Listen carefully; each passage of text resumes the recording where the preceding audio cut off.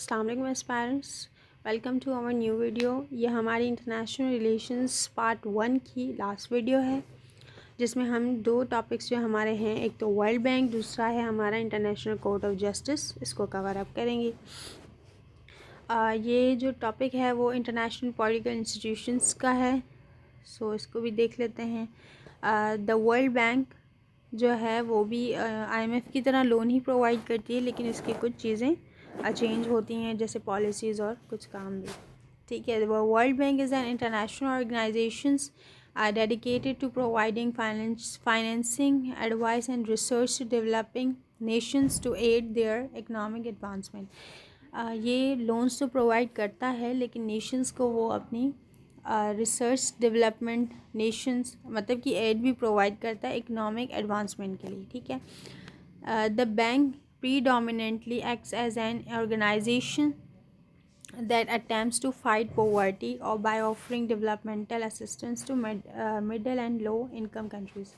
ये ख़ास तौर पे है तो ये बैंक, लेकिन ये एक ऑर्गेनाइजेशन के तरह काम करता है और ये मुल्क से मतलब नेशंस जो पुअर नेशंस हैं और लो इनकम कंट्रीज़ हैं उनको फ़ाइट करने में हेल्प आउट करता है, और दूसरा डेवलपमेंटल असिस्टेंस प्रोवाइड करता है। ठीक है, फिर आते हैं हम इसका पर्पस क्या है वर्ल्ड बैंक, और वर्ल्ड बैंक है क्या चीज़। ठीक है, अगर आप इस तरह से भी अपनी हेडिंग्स बनाते हैं फिर भी एग्जामिनर पे बहुत ज़्यादा अच्छा इम्पैक्ट पड़ेगा। ठीक है, ये भी कुछ टेक्निक्स हैं आपको मार्क्स काउंटर करने के लिए अच्छे। The World Bank is an international development organisation owned by 197 countries. इसके जो मेंबर्स हैं या कंट्रीज़ इसकी वो हैं ओन करती हैं इसको, वो 187 कंट्रीज़ हैं।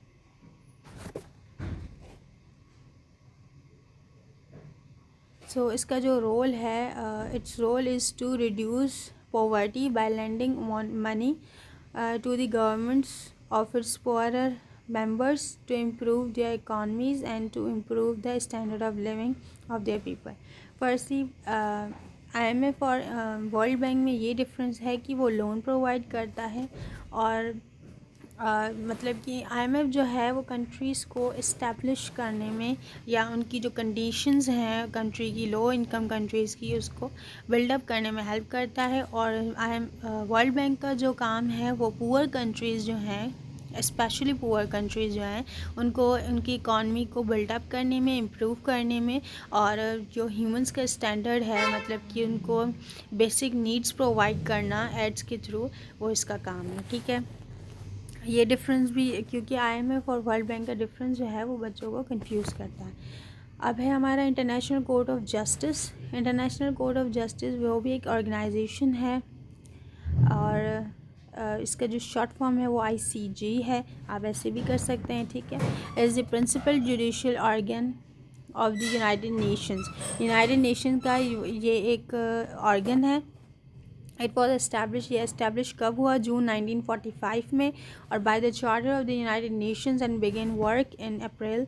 और ये चार्टर ऑफ यूनाइटेड नेशंस के थ्रू इस्टेब्लिश हुआ है, और इसका जो काम शुरू हुआ है वो अप्रैल 1946 से हुआ है। ठीक है, seat of the court is at the piece palace. इसकी जो सीट है वो पीस पैलेस की साइड पे है, इन द हैंग, नीदरलैंड में। ठीक है, of the six principal organs of the United Nations।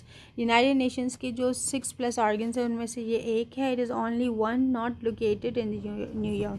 ये सिर्फ एक है जो न्यूयॉर्क में नहीं है, यूनाइटेड स्टेट्स में। ठीक है, फिर है द कोर्ट, इसका जो रोल है is to settle in accordings with international law. इसका जो रोल है वो अकॉर्डिंग टू इंटरनेशनल लॉ है लीगल डिस्प्यूट्स को सॉर्ट आउट करना, जैसे कश्मीर इशू, पैलेस्टाइन इशू अभी आ रहा है, तो ये कोर्ट ऑफ जस्टिस का काम है। ठीक है, is to by states and to advisory opinion on legal questions referred to it by authorized United Nations organs and specialized agencies। So United Nations का तो काम है कि पीस को अप्रोच करना, लेकिन इसकी जो ऑर्गन्स हैं उसका इनके मुख्तलिफ काम हैं। जिसमें इंटरनेशनल कोर्ट ऑफ जस्टिस जो भी डिस्प्यूट्स होंगे वो सॉर्ट आउट होंगे इंटरनेशनल कोर्ट ऑफ जस्टिस में। जो स्टेट्स के ऑर्गेनाइज़र्स होंगे या एक्टर्स होंगे स्टेट्स के, जैसे गवर्नमेंट हो गई, तो उनमें से कोई एक मेंबर वहाँ पे जाएगा, अपने स्टेट्स को क्या कहते हैं,